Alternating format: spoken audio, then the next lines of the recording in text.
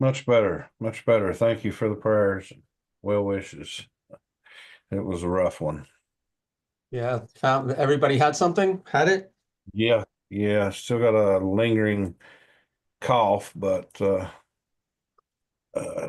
much better. Much better. Pleased to hear that thing, something going around. Here in Israel, a lot of people are getting sick. It's gotten cold and rainy, and people sneezing, coughing, and Same thing here. It warmed up a couple of days up into the 70s. Everybody was out. All feels great. Next thing you know, everybody's sick. So it's not just they called school off last week for a few days over everybody being out for the flu. that. Wow, Yeah. wow. Is this something that they've done in the past, or Yeah, well, it was countywide and absences were just, so high. They just called the school off for wow? half a week last week. And yeah, they said I heard something on the radio this morning. It was that Tennessee was experiencing a rather large outbreak of the flu this year. So it's one of those things. All right, Just so hopefully you're getting past it, and yep, part of life. Yeah, part of life. yeah. Uh, All right, let's get started. I at the end of the last class, I'd asked you about a reference. Did you get a chance to talk with Rabbi Cherki about it, or Oh, remind me. I'm sorry. It was two we weeks ago. were in What was it about? we were in chapter five. Item the item we were discussing at the time was item number 10, and the sentence there is that after brain death, after cessation of the heart activity and brain death, that it was permitted by law and even desirable to donate organs. And he gave a reference for Leviticus 19:16, but that was kind of off topic. It wasn't the proper reference. Uh, Let's see. I'm looking at it here. Where's the reference? Um, Leviticus 19:16. Sure, let's look it up.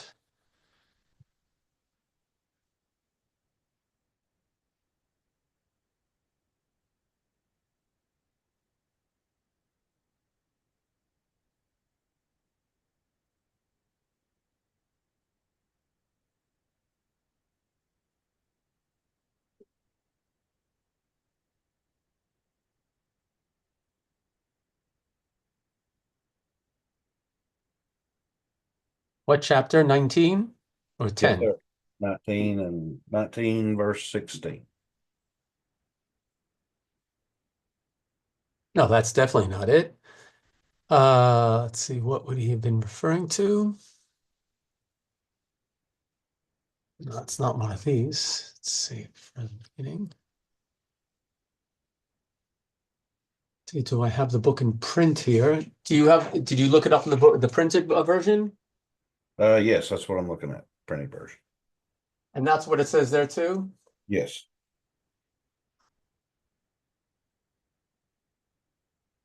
Not the Hebrew version. Let's see what it says here.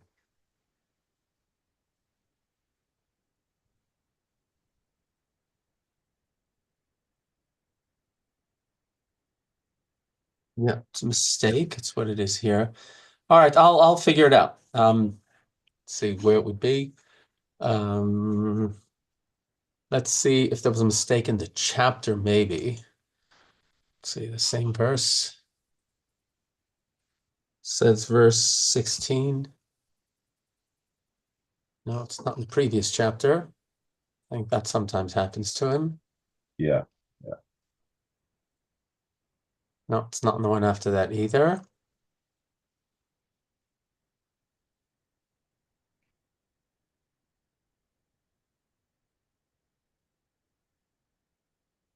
Let's just take a chance here.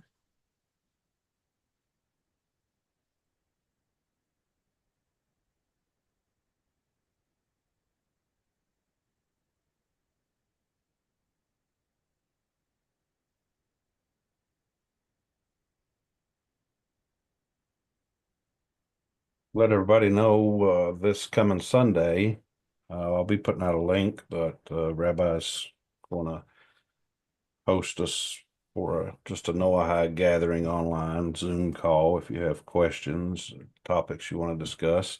I've sent out some emails, Rabbi, to a few people that are pretty faithful to watching and stuff, and we've got a lot of people interested.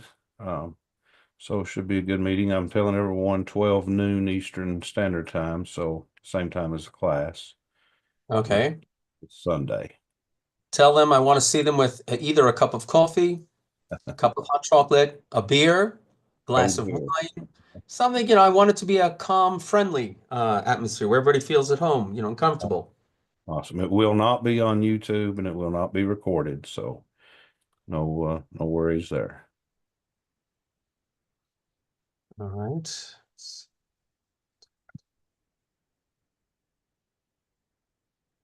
This might be interesting. Let's see this.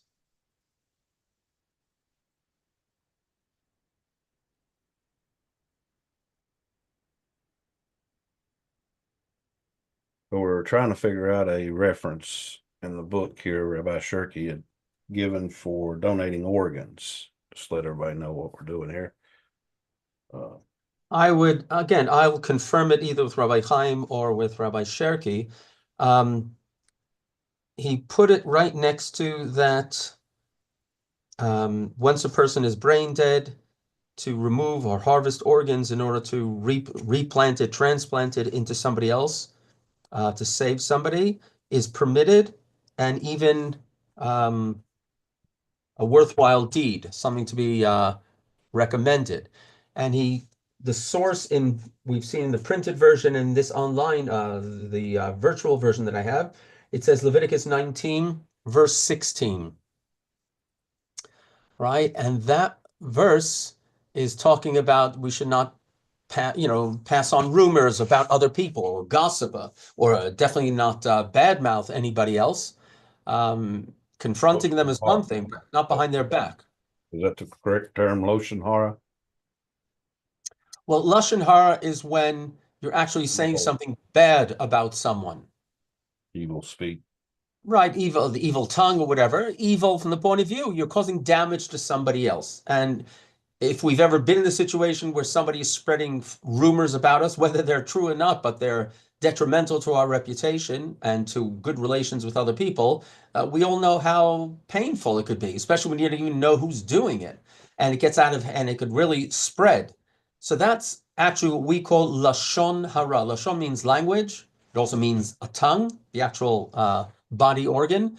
And Ra means bad or evil.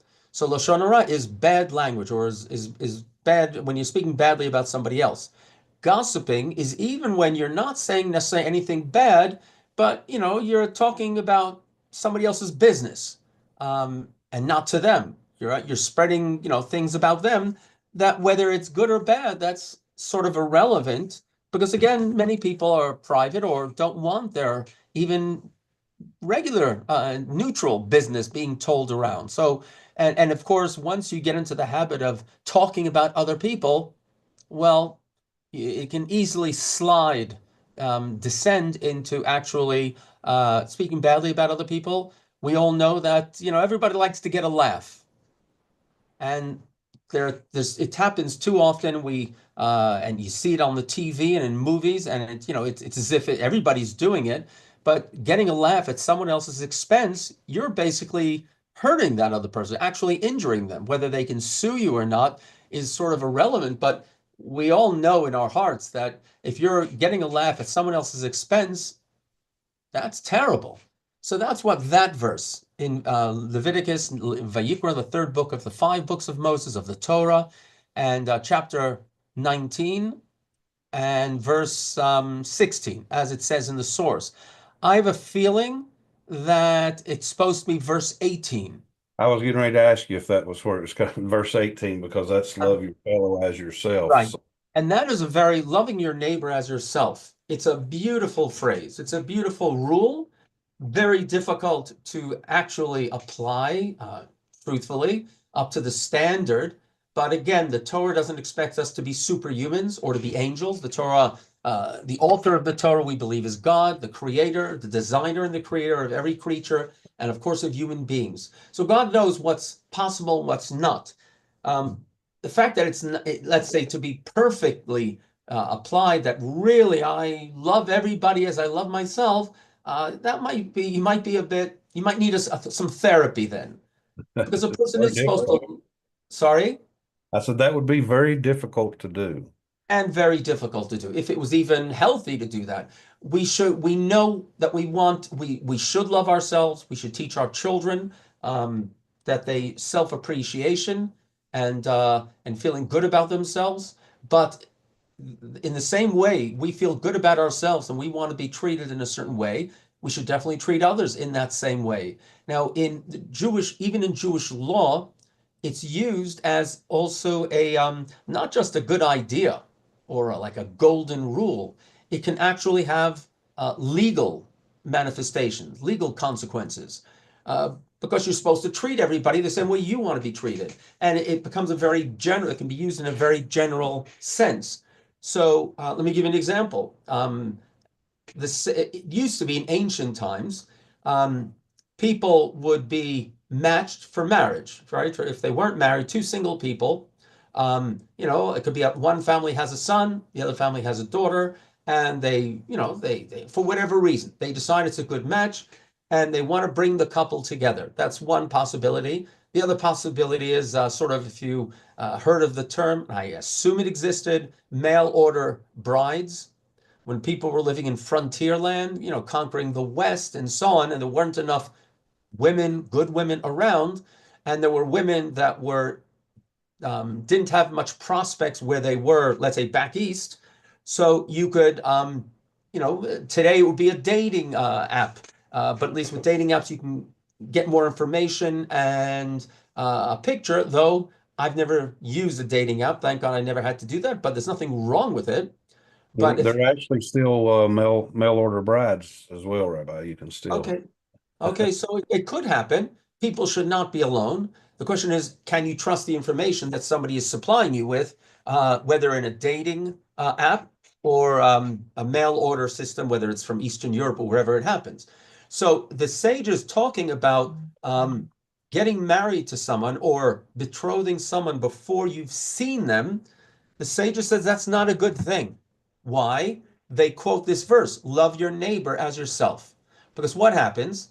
Um, you commit yourself to the marriage before seeing the bride or the husband or the groom. It can be both ways.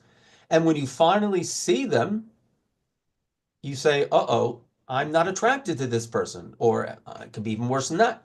And then you get to break it off. And breaking it off, you are hurting, offending the other person in many different ways. That's why the sages say, before you commit yourself, you should see the bride or see the groom. And they quote this, Ve'ahavta l'reacha kamocha. You should love yourself the same way you wouldn't want to be put to shame in a situation like that. Then you should be very careful not to do that to someone else. That's just one example. There's a famous classic theoretical dilemma, moral dilemma. Two people walking in the desert. They're dying of thirst, and it's a hot day, and they know it's still a walk, a journey to get to the next oasis or the next city or encampment where there's going to be water. One of these two men or women walking in the wilderness, in the desert, one of them has a water bottle, call it a canteen. And um, the assumption is that if this person, the theoretical question that is posed is, if this person who has the water bottle offers to share it with their companion, then the chances are they're both going to die because there's not enough water to sustain life for both of them and to get to the next destination. So if that person shares it, they're both going to die. If he keeps it for themselves or gives it to the other person, then there's a much better chance that one of them will live. What should they do? The rabbis debated this, but it doesn't make a difference what the conclusion is. And obviously, you're allowed to, if you want to share it with somebody else or give it to them so that they can live. That's a very noble thing to do, but you are not obligated to do that. One of the rabbis says, "How much do I have to love the other person? Up to the limit where I love myself, or to that. So I have to love myself first." And therefore, they quote, love your neighbor as yourself, but not more than yourself. So if you share or give it to them, you're basically committing suicide for a noble cause, maybe. But I'm just using those two cases, and I can bring you more offhand, just pop up in my mind, that the term, so there, the term or the pasuk, the commandment from God, love your neighbor as yourself, that we are supposed to apply to our lives every day. Not to treat others as we would want to be treated. There's no excuse not to. So that also, in the case of organ transplant, it's basically you are doing a favor, a big favor for somebody else. If we, or if the society allows, when the person is already dead, the organ carrier or the initial owner or possessor of the organs that are going to be harvested to save somebody else has definitely died, brainstem death or stopped breathing spontaneously, whatever. Those organs can do a big favor, an act of love for another person that really needs it. Of course, it depends on the organ, but so it's more chance that this is a mistake in the book, and it should have been that famous verse from Leviticus chapter 19 and verse 18, a very famous verse that Christians quote Jesus as having said it. I wouldn't be surprised if Jesus said it. If he was a Jewish boy and he had some Jewish education, then he would have learned it. Every Jewish child knows this. If they're receiving at least a traditional, if not actually observant upbringing, because it's in the Torah. We read it in the synagogues at least once a year. Not only that, it's something that's taught, and sometimes that's what's on the classroom wall. Love your neighbor as you love yourself. And of course, it's quoted quite often as I pointed out, in the Talmud and in other writings of rabbis as a very moral stance, a moral imperative. And not only that, as I pointed out, also it could have legal consequences. All right, so I hope, if you want, I'll double check, but I assume that's what it is. It's too close. It's two verses down from where it states in the book, and I'm just right now correcting it in my book, writing in the footnote 147 that it's Leviticus 19 and verse 18. Hi. I mean, you may want to pass a note on to Rabbi Haim, just for print purposes. They could I'm guessing they can go in and make corrections, can't they, for future prints? Yeah, I assume they're printing and reprinting the whole time, and I hope that they're making corrections. Nobody's perfect, and we all make mistakes. Sure, sure. Okay, well, Rabbi, we were on chapter 5, and we left off item 12. We were getting ready to start item number 13. Chapter 5 in the book is page 60. If anyone has the book and wants to follow along. Okay, let me find it.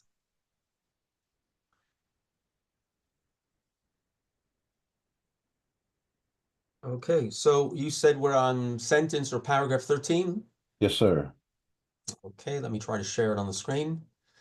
First of all, again, thank you, Frank, for organizing this class, this get together, and welcome to everyone, wherever you are. I hope you're all safe and that the weather has become milder. If you're instead down in the south, there were also, I don't know, blizzards, but there was snow and it got cold. Let alone, I hope you're not in the California area, but I hope that everything there is calmed down, but the damage is tremendous. Yeah, we never know. We have to be righteous people where we are, try to take care of our families and where we are, and live a righteous life and pray to God that he will, we have to make our effort. Definitely, we don't just rely on God's good grace or benevolence, because God expects us to do things, to work at it. And that's why he gave us the Torah with all these commandments in it, to make us better people so that we can become more godly. Okay, so let me try to share it on the screen now, if I can remember. Okay, this should be it.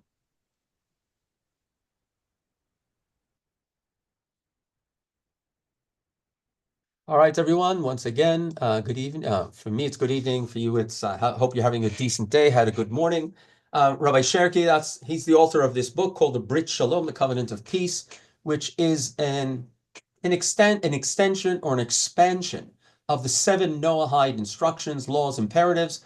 And Rabbi Cherki has when I met him for the first time and we discussed the B'nai Noah, the Noahides, and he said to me, he around different parts of the world that he was invited, intelligent, good people have asked him, Rabbi, what am I supposed to do in order to be okay with God and Jews, the Jewish traditions interpretation of what is expected of every human being in the world?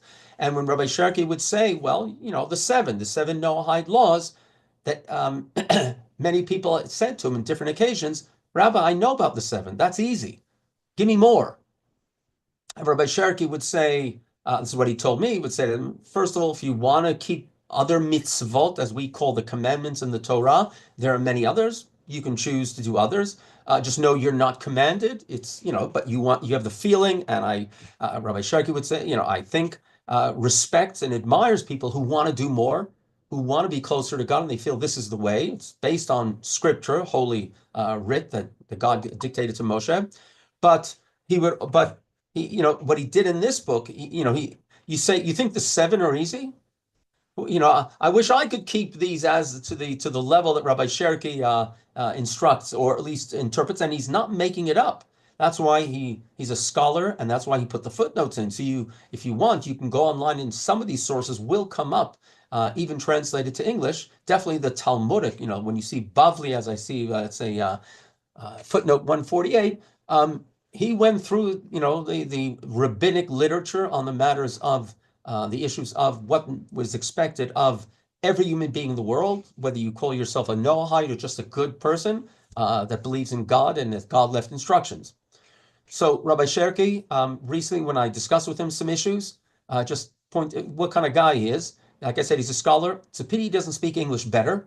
He speaks fluent French, fluent Hebrew. Maybe he speaks Arabic. I don't know. But I was brought up. It's customary when I speak to a rabbi, when I speak to a rabbi who's above me, that I consider is more scholarly than I am, or senior from the point of view of age. I will speak to them in the third person, as I will refer to them as I won't say you, or what do you think? I'll say, what does the rabbi think? And I'm sitting there face to face, or in this case, I was on the phone to Rabbi Cherki, and I was using the third person. I saying, so what does the rabbi think about this? And he, being a humble person and with a sense of humor, I noticed after a while he was saying, yes, that's what the rabbi says. Or no, he didn't say that. He said, that's what he says. And at one point I said to him, who's he? Are you referring to God? Are you referring to Moses? Are you referring to the Jewish book of law, Maimonides? When you say that's what he says. He said, no, you asked, what does the rabbi think? And he was ready. He realized I was catching that. He said, you asked me what is the rabbi? Is this what the rabbi says? And so I'm telling you, yes, that's what he says. So we laughed about it. He's a really wonderful guy. And if you're ever in Jerusalem and you give him enough time, he'll probably be happy to meet with you. He has groups that he hosts sometimes in his house or other places that come to him with questions or just want to get a feel. Okay, so 13. It is permissible to participate in war as a soldier of the state. War has been around since, I guess, civilizations have existed. There are different reasons for wars. And if you are in a country where your country goes to war, but let's do it this way. In theory, murder is forbidden by the Torah. It says it in the Ten Commandments. That's repeated twice. And already Noah is warned that taking the life of another human being, God will demand judgment or demand justice for that soul who you took their life or somebody took their life. The exception is war. When it's a war, that your country's gone to war and you have an obligation to defend your country, then you are allowed to participate in a war. So the concept, the notion, I'm going to stop sharing for a second, the notion of what I think is called in the United States, and maybe in other democracies, a conscientious objector. Mm-hmm. Somebody who it's against their conscience to take up arms, and to kill another human being. All right, there are some famous movies about that, and in Judaism, that doesn't exist. In Judaism, somebody who's scared, frightened, can't bring themselves, all right, that's human weakness. But to say, you know what, I'm a moral person. My God says to me, I'm not allowed to take a life of another human being. That is not, you won't find any source for that in Jewish law, in Jewish tradition. It doesn't exist because wars happen. Not only that, we this that's what this whole chapter in Rabbi Cherki's book is about respecting and protecting life. And in the United States, maybe that's one of the issues that helped President Trump get elected, is that when too many people say, the um, we have to be more lenient, more liberal with criminals, then the good folk like ourselves say, wait a second, I have children. I'm my wife or my husband, my spouse, my parents. I don't want to have, I don't want somebody breaking into their house and messing them up, or terrorists attacking my country, or drug people crossing the border and then attacking policemen that are doing their job. I think most normal, I shouldn't say normal, sensible people with families would say, no, we don't want violence, or it should be legal and the police should do their job. But I tend to always give the police the benefit of the doubt. They're risking their lives. It's not an easy job. They're underpaid. I give them the benefit of the doubt again. Obviously mistakes happen. There are bad apples, but in general, society can't exist any other way. And I think enough people woke up about it in the United States, especially in urban centers that are just overrun for whatever reason. So war is terrible. It's horrible. It's not what God wants. God would hope, God, let's say two countries are going to go to war or have some kind of conflict. Of course, God would prefer that they have a one-on-one half-court game, New York law rules about, elbowing and boxing out, and winner takes all, and that's it. No more bloodshed. But human nature is not there yet. Most of us understand war is terrible, and there's a famous, what would you call him, personality. You might have heard of his name. He's a very bright fellow, Natan or Anatoly Sharansky. He was imprisoned by the Soviet Union. For the older folk amongst you, you'll remember what the Soviet Union was. And he was a Jew there, and he decided he wants to move to Israel. And he was imprisoned for years there in some, I don't know, prison gulag or whatever it was, accused of being anti-state or whatever that. And eventually he moved to Israel. He wrote a few books. I think he had a decent relationship with President Bush, I think years ago. I'm not sure if the father or JW, but he wrote a book, and he states in the book, and he's referring also to Israel, but other places in the world. It's never happened. I think he's right. He's accurate. It's never happened that two democracies have gone to war. Think about that. Two democratic countries or more have never gone to war against each other. Japan and Germany were dictatorships when World War II happened. Germany for World War I, Turkey, they were run by either emperors, but there was no true democracy there. Democracies don't go to war. They might be angry, they might take you to the world court or world opinion or whatever. Dictatorships go to war. Dictatorships will attack a democratic country, yes. So war is terrible. It's part of human nature. It's not what God wants. Let's make that clear. But a soldier is allowed to take another life. So in Israel, if you hear about what's going on, that there's this, I shouldn't even say it's a debate. I don't see it as a debate, but there are people, observant Jews, that refuse to go to the Israeli army, where it's compulsory here. Unless you have some disability, mental or physical, everybody serves in the Israeli army. There are very few exceptions. Leading athletes, that are on national level, or scholars, let's say in many different fields, can defer from going into army. But even athletes are expected to do some kind of basic training because some people feel it's not fair. But these very observant Jews, I would say, I would call them even in some ways fundamentalists, though I don't want to compare them to fundamentalists in other religions that do things that are totally irrational and quite often get violent. But they decide they're going to take it to the extreme. They claim that they're going to sit and study Torah all day, and that then God, Hashem, smiles upon the Jewish people and will protect the soldiers in the field too. Though Jewish law is very clear, in a war of defense, when the the welfare and the safety and the existence of the Jewish people or a Jewish community, or in this case, the state of Israel, is at risk, everybody goes to war. There's nobody that's exempt. For some reason, they figured that they are. There are also social reasons. I think it's disgraceful.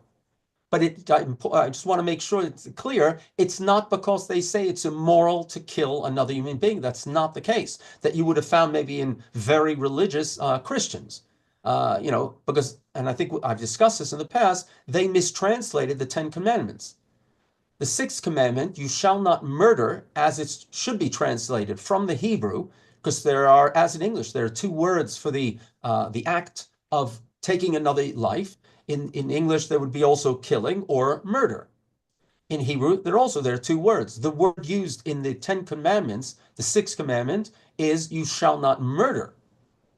But it was mistranslated, I think, into all the Christian Bibles as you shall not kill. So therefore, somebody who was strictly adhering to the text would say, wait a second, I'm not allowed to kill. A soldier kills if he's killing the enemy in battle. A policeman shooting down a terrorist or an armed robber, that's killing, that's not murder. So if even a policeman protecting society or a soldier protecting his comrades that are standing right and left of him or his country, you shall not kill. So a soldier isn't allowed to. Judaism doesn't accept that. It doesn't say you shall not kill. It says you shall not murder. So we understand that killing is sometimes necessary, very regrettable, very sad. And of course, here in Israel, we've suffered, and the Jews have suffered too much from it. Okay, let's go back now.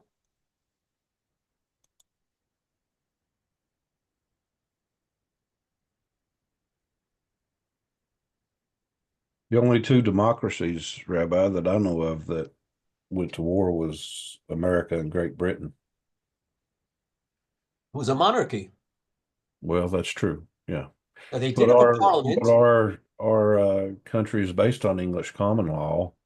Well, I guess you could say neither one was really at that point a true democracy, but yeah, The that's the king, it's closest not like thing. the king now. The king now has no authority. Yeah. He has some moral authority, but he can't really, there's no authority. In those days, we're talking only, of course, 270, 250 years ago, he still had authority. And he was the one at a certain stage that was pushing for the war to go on, for them for Parliament, he had to ask Parliament to still finance, they're the king's soldiers. And many people in Parliament didn't want to finance it anymore. They realized they're going to have to raise the taxes. And so it's a good point you're making, but I still think it was more of a monarchy than it was a democracy at that point. It was on its way. The United States wasn't anything yet, though things were being decided by the representatives, I don't know what they were called, of the colonies that would get together, wherever they got together, Philadelphia and so on. All right, let's continue. So again, soldiers are allowed to kill. Sad when it happens. Why did God create a world where people are going to go to war? I don't know. I did mention briefly years ago, a year ago, I think, that I was in war in Lebanon in 1982, defending the state of Israel and my family living here. I was a young man. And it put me on the path to become a rabbi because I was brought up to be an observant Jew. When I was a teenager, it was my decision. My parents would have been disappointed had I left the path, but I grew up in a home where it was up to us. They gave us a good education, lots of love at home, and a good education, I think also a modern Western also, where it didn't conflict with Jewish values. But it was my decision I was an observant Jew when I went to serve. Most of the soldiers around me in my unit were also believers and observant Jews. But when I was sitting in a tank, and this is after a whole night of fighting that we were surrounded, in the morning when we came up against a whole battalion of Syrian tanks that had been sent to stop our advance, and they had the high ground. We were in a very bad position, let alone we were tired and running out of ammunition. But I remember putting my sights. I was the gunner in my tank, setting my sights. It was an American Patton M48 tank, very old tank, even in 1982. But it had been upgraded and remodeled as much as the Israeli military industry could do it, which saved our lives. But I remember putting my sights through my telescope of the gunner of the tank on a Syrian tank. And I was going to cold-bloodedly just pull the trigger and kill 4 men in there. Now, I'd already shot at other targets, but it was at night. I didn't always see what I was shooting at. You see a Jeep coming at you or soldiers running towards you, but and you only have a few moments to make your decision and to open fire. This was a case where I could see them. I could see they didn't know where we were. They didn't see us yet, and I could slowly put my sights on them and pull the trigger. And I felt this is insane. It was a beautiful morning. We were out in the field in Lebanon, and for me, what I consider a nice Jewish boy, I was a bit of a wimp in school, and here I am, sadly, regrettably, um, having to kill 4 men. It wasn't the first, and it wasn't the last. And then I realized the world, as you all know the word already, probably is mishuga. You probably heard it in Hollywood. It's used mishuga or mishugan. It means it's insanity. I have to kill, and this is 1982. It's the modern world. I have to go kill people? Why can't we have a tough game, like I said before, of basketball, and we'll figure it out that way. And what is going on here? Think of the billions of dollars that have been invested on my side and on their side to develop the tank, the armaments, and so on. And it's insane. I realize, you know what? Who's at fault? We are, the Jews. Because we were supposed to be the light to the nations. We are supposed to be teaching that war is terrible. Now, don't blame us for everything. We don't own or run the banks. I wish my father owned a bank, but as I've been accused in public by anti-Semites sometimes. But we were the ones who were supposed to be teaching this. Peace is better than war, even when you can win. Right? When you get to lose, of course, war is terrible. But even when you get to win, peace, God wants peace, not war. And then it was a whole process. And we got out of that ambush. I was abroad for 6 months in South Africa teaching in a Jewish school there. And it was a thought process. And I realized that's what I want to do. I want to teach Jews to be better Jews. Now I'm not only teaching Jewish children to be better Jews. I had a class this afternoon with some kids, and we have to teach the whole world peace. And it's not only on the battlefield. It's sometimes walk away. Don't look for confrontation.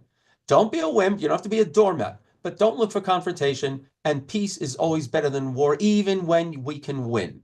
Doesn't mean you have to give up your rights the whole time. All right, let's get on with this. Let's move on a bit. Okay. 14. It is permissible for a soldier about to be captured to kill himself if he suspects that his captors will torture him. Very controversial, but accepted universally by the sages for generations. Again, suicide. Suicide is forbidden in Jewish law, and I know in Christianity also. From what I've learned, it's one of the cardinal sins. And yes, it is terrible. It's almost like murder. In this case, you're taking your own life against God's will instead of taking somebody else, depriving somebody else of breathing. But the sages recognize that there are situations, they won't recommend it, but they will condone it. It's not for them to forgive, but they believe that God will condone it in situations where people are afraid and have a reason, a real, true reason to be afraid of what the future, the near future, holds for them. Whether it's a soldier that's worried about being captured, tortured, and then executed. It could be somebody who's worried about being very ill, and the doctor said there's no hope, and they're suffering. In a situation like that, again, no rabbi will say it's okay to do it. Honestly, I'll confess something. I've had a few suicides that I had to deal with, sometimes too late.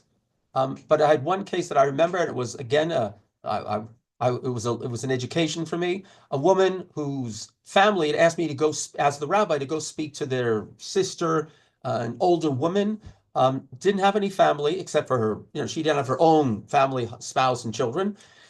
And she was sick. I forget with what illness, with some kind of disease that there was no cure for. She had been suffering, and there was no expectation that she could ever have a quality of life, and just more and more suffering. And she was planning to go in Switzerland to some kind of clinic that, assisted suicide. I believe in the United States, there's some states that allow assisted suicide. Different definitions, what exactly that means. Now, the family thought I should go and talk to her to try to talk her out of it. So I didn't really know the woman beforehand. She received me very nicely. And I listened to her story. I listened. She was totally of sane. She was sane and sound. And she explained, and she told me, Rabbi, listen, she's already suffered. She's on medication. She's afraid of what's going to happen to her. It's only going to be downhill. It wasn't as if tomorrow she was going. She'd already made a firm decision. At that point, I felt I couldn't make the decision for her. I never said to her, yes, it's okay. But what I did, I felt I wanted to give her peace. So I didn't come down and say, you're going to go to hell and for all time and eternity and God is going to punish. That's not for any rabbi to say to anybody. Um, my feeling was, I said, I'm listening to what you're saying. I feel bad that you're in this situation. Your family loves you. And I listened and I said, God loves you. And I said, I can't tell you what to do. I'm not going to judge you for that. And I'm not going to put myself say that, oh, I know what you're going through. Of course, how could I know? It's pretty arrogant to say something like that. So and let's say one of the classic cases given in the Talmud is about Masada. If you know your history, if not, Google Masada and the mass suicide that happened in Masada after in the year, I think 73 of the Common Era. After the destruction of the temple, the Romans surrounded and laid siege to this one of the final fortresses, and there was a mass suicide there. And the sages, and this is before the Babylonian Talmud was completed, and they speak about this, and they said, well, they were worried, and there's a famous speech that was supposedly left that was found or some recorded, I think, by Josephus, a famous Jewish historian, who went over to the Roman side. The speech given by the commander of that fortress. They were there with their families. And they said, we know what's waiting for us if we surrender or if we're taken captive. The men were going to be tortured and executed, possibly crucified. Our women will be raped and probably sold into brothels. Our children will be enslaved, be turned into pagans. And again, so it's better that we die in the name of God before and show that we will not we're more fearful of what the Romans are going to do to us than, and so on. And the sages say we understand why they did that. So it's a sad situation, but as Rabbi Cherki points out in his book, it is, we believe, because again, it's God that decides these things. God is the ultimate judge, but the sages, and there were other cases, of course, during this crusades when whole communities rejected the offer of peace or of subjugation as long as they accept Christianity. And they decided we're going to die with our families. And they were these good Christians on their way to massacre the Muslims. They massacred Jews on the way in Europe, civilized people. And so that's why you should understand when, and I think any open-minded person or that knows their history, when, and I was brought up about, knights in shining armor. To many Jews, a knight in shining armor, run away, hide under the bed, right? He's not going to do anything good for you. As chivalrous as he is, not to the Jews, or let alone to the Muslims. Very sad, but it's a funny thing. Okay, 15, we'll finish with this one. Anyone who was threatened, I've shared it on the screen again, yes. Anyone who was threatened that if he does not kill somebody else, I guess I should make it bigger for you guys. Anyone who is threatened that if he does not kill another person, that he or she will be killed, even it's your life, it's either you or them.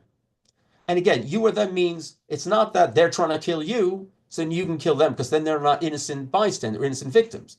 It's when it can be mafia, or you're a bodyguard for a VIP or whatever it is, or for some reason you can get to their target and they will, or just playing. They want you to kill someone for them, to murder someone for them. And they say, and you say, no, I can't do that. And they say, well, if you don't do that, we're going to kill you. Well, what you're supposed to say in that situation is, here, I'm stretching out my neck. Well, actually, what you're supposed to do is try to run away or punch them in the nose or, whatever. Try to save yourself. You don't have to lay down and take it. But if the right thing is to do is to say, then do your worst. I can't do this. And it could be in many different things. It could also be raping someone, God forbid. Somebody says either you threaten that, you rape that person, or else then, and the sages say, we don't even need the Torah for this. In the Gemara and the Talmud, when they discuss it, they don't say we don't need time. I'm just wanting to point this out. They say, You don't need a Torah for that. It's logic. It's moral logic. Why is your blood, this is the term they use, why you think your blood is redder than theirs, than the victim? It's true that it's, your life or theirs, yeah, but you can't murder someone else to save your own life. It's forbidden. And therefore, in general, you must, I hope you know this number already. There are 7 Noahide mitzvot that are obligatory for every human being in the world. The Jews have another 606 commandments. In total, 613. Strange number. Nobody knows where it came from, but it's universally accepted amongst all Jewish scholars, Jewish rabbis, traditionally. And the sages also have legislated, or they've made this very clear. You are allowed to violate every law of the Torah to save your life, excluding 3. So, for instance, somebody comes up to a Jew, says, "Hey, you Jews, I want to see you eat pork." And you say, "No, I don't eat pork," right? It's not, Torah tells me, God says to the Jewish people, you can't eat pork. Nothing evil about it, but the Jews aren't supposed to. Nobody really knows, doesn't really explain why. And then the person says, either you eat it or I'm going to kill you. So again, you can try to get out of it, but if you really believe, you have no choice, eat the pork. I'm not saying you have to enjoy it, though I think pork must taste good, but, eat it. And it can be violating the Shabbat, right? Lighting a cigarette on Shabbat, lighting a fire on Shabbat. We don't do that. Somebody threatens your life, either you do it or not, then you do it. Every one of them, except for 3. What are the 3? One of them is murder. They say to you, kill that other person, that innocent person, or it will kill you. That one, I lay down my life for that one. Another one is, could be rape, could be incest. Again, you don't do it. That's so immoral to do that. So again, you'll lay down your life for that. You won't do it. And idol worship. And again, what the exact laws or circumstances are, it's something else. And there were Jews sometimes that did convert, or at least outwardly convert, whether to Islam when they were forced to do that, or Christianity. We don't judge them. It's for God. But as I said, a Jew is supposed to live and live to serve God. And really, Noahide should do the same thing. We live to serve God. Now, if you say that, I wouldn't say that to people out there in Western society, because they'll say, "Well, what are you, crazy? What do you mean I live to serve?" Fanatic, you're a fanatic. Yeah, but between you guys, us, we can say that. We say that with pride. And I teach my students that and children, and I always make sure, what does that mean to serve God? Serving God, I can tell you, lately I've been volunteering many different things within the community, within where I live. For instance, is it called, what is it called? The usually parents or grandparents that will stand in front of schools to help kids cross the road. Right? Does it have a name for it? That like a patrol? Cross guard or something. Right, so I started doing it here once a week. I get up earlier and I go there. My grandchildren who live nearby, they said, "Grandpa, Saba, you shouldn't do that." I said, "Why not?" They say, "You're not old enough." Here in Israel, it's usually great parents, people that are really retirees and so on. I said, "I hope you're not embarrassed." They said, "No, but why are you doing it? You're not old enough." They look at the other people that are doing it and whatever. And, so I'm doing that. Then I try to volunteer in other things. And I say to people, this is where I'm serving God. If I can help people, like I'm on call in where I live, if anybody, and there are a few of us, if anybody needs their car started on a cold, wet morning, or they have a flat tire, and usually we're talking about women or that can't, or even men, some of them don't know how to do it.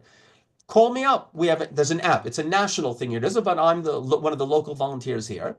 And I said, listen, I feel good. I'm serving God when I'm changing somebody's tire because they can't do it on their own, or they're stuck somewhere in the dark or whatever, and I go out and do it. I'm serving God.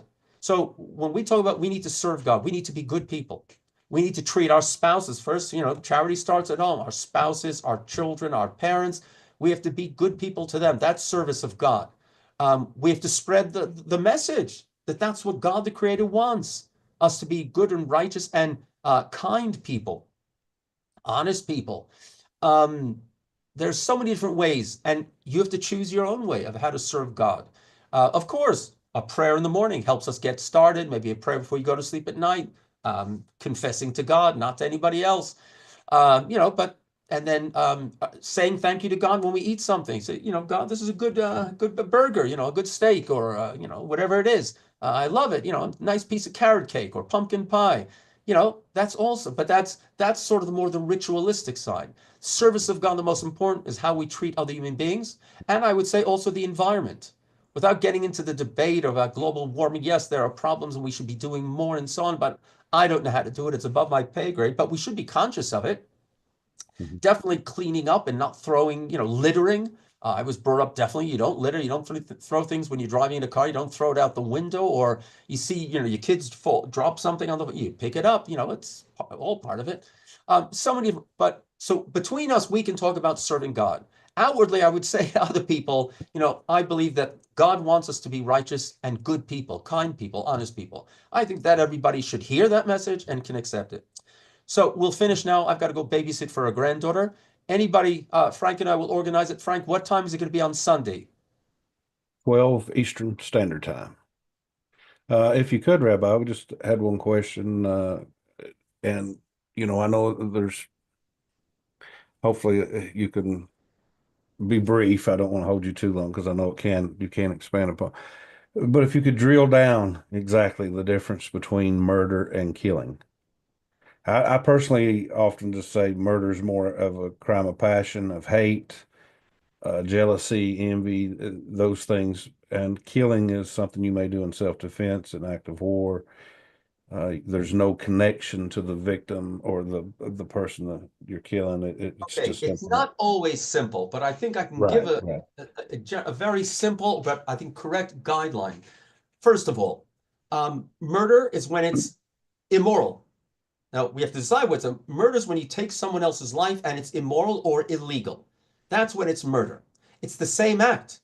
Killing someone sometimes will be considered justified or acceptable or pardonable, and sometimes it's considered murder. Now we have to decide. So when is it considered illegal or immoral? The only justification, the only justification, uh, I think morally, I don't know about legally, but morally, of taking another human's life, and I'm not talking about a court of law. That's something else. If there is capital punishment. The only justification for somebody taking somebody for killing somebody else knowingly and not say premeditated, but intentionally, is to save someone else from harm. So, for instance, and with passion or without passion, it can also be if I know, let's say, you know what, defending property when somebody has threatened my life or my neighbor's life. Or I see a criminal heading to someone's house or my own house, and I see that they're armed. Now, I could try to chase them away. I can give them a warning shot, but let's say I see this, they're coming on. They're still coming into my house. Now, I could run away. I could forfeit my property or my whatever. I don't think legally you have to. You've given them fair warning. They're coming into your house, and you see that they're armed. Then I think that legally, but morally, if you're worried that they will, if you confront them when they come into your house or steal your property, they will turn on you and threaten your life and seriously, then that's legal and moral because you are saving a life. You are saving a life. Or it could also be if you see someone is chasing out, pursuing somebody else to murder, to rape, and there's no other way of saving that person other than by shooting the criminal, whether the criminal is bigger than you are, or the criminal is armed, or is across the valley and there's no way you'll get there in time to save it. Again, to save the other person, you are allowed to take the law into your own hands and to even kill someone if there's no other way of saving that person. So again, it's the same act, taking someone else's life. Sometimes we would consider it legal, sometimes not. Sometimes we would consider it moral, sometimes not. The only justification in Jewish law for taking somebody else's life is to save somebody else's life or your own life. And again, I take it this discuss about incest and about rape. Rape is a horrible thing. The question the courts always have about how do you prove it and that it wasn't consensual, whatever. But aggressive, abusive, and rapist is a murderer. And if you know anybody that's been raped or abused, you know what I'm talking about. And I'm speaking from some personal experience. of someone I know who was raped and their life were finished. Some people get over it, and I hope you get over it. My remedy is get angry, don't become a victim. But I'm not a professional. But I definitely think that anybody who does that to a woman or to a man, definitely a child, they're a murderer, and they need to be stopped. So again, I hope that's clear. I think it is. I think it's pretty simple. We don't take lives of somebody else unless it's to save somebody else's life. It shouldn't be a crime, not a crime. It shouldn't be done through passion. It should be thought out. That person is a criminal now. They are threatening someone else's welfare, and they are a threat. They need to be stopped. And again, going back to what I was saying before, good folk like ourselves, we deserve to be protected. We should be able to rely on our police, on our armed forces. In the United States, of course, is it the Second Amendment to bear arms? I think there should be more. It's from what I understand. Pardon me if anybody's offended. I think there should be some more guard rules, or at least, I wouldn't want to see anybody walks into a gun store buying a gun. The You question is can't how now in the US anyway. You have to have anywhere, background. No, but how long? All right, all over. I don't know how much control. There should be some control, but Yeah. it's the Second Amendment. I think it's in the Second Amendment. Either redo the Constitution, and I know that would be hard for many people because it's in the American way. I want to be able to defend myself, and I can respect that, especially in Israel. I have 2 guns in my home now since the 7th of October. Here where I live, we don't trust the Arabs surrounding us. We hope it won't happen. We definitely hope it won't, but we want to be prepared, and we pray hard too, and trust in Hashem. So Sunday, what we're planning is, people have turned to me over the last year or two saying they feel isolated, alone, because there aren't Noahide communities yet that meet together on a regular basis. So therefore they feel, so let's try to at least make a virtual group of friends that we can, I'm willing to answer questions, but I'm gonna ask people to speak, not long speech. I don't want people to bore each other, but I might ask, Frank, tell us a little bit about yourself. Only disclose the information that you want. As I said to Frank before, make sure you have a drink in your hand. It can be anything, alcoholic or not. Just don't drink too much, at least till the end of the meeting. But I want everybody to feel relaxed. Okay? I'm not coming to teach or to preach. I'm willing to talk, and I will be moderating it, so hopefully it will stay on course. This is a new thing we're trying, but I hope it will give people the feeling, I can air some other problems. It doesn't have to be only about a Noahide. I just want to feel that I've spoken to someone, because there's too much out there, too many people out there that feel isolated, not only in matters of because I'm a Noahide, or I'm this, or I'm that. People, I think, are not communicating enough these days. So let's try it. So you're all invited. You will have, at certain times, I'm going to figure, I'm figuring it out how to give you the, I don't know if we'll be able to hear everybody every time. That won't work, I think. I wish it could work, but I will ask for people to speak, and people that want to speak. And again, not speeches, and not, just something you want to share with someone, like, and hopefully it'll be a nice atmosphere, and we'll see how it goes and how to take it further. So God bless you all. Have a good weekend, good Shabbat if you observe any of the Shabbat, and hope to see you on Sunday. Thank you, Frank, for organizing this. Stay well, everyone. Thank you, Rabbi. Thank you for your time. Thanks, God everyone, for bless. joining. Shalom from Israel. Shalom, shalom.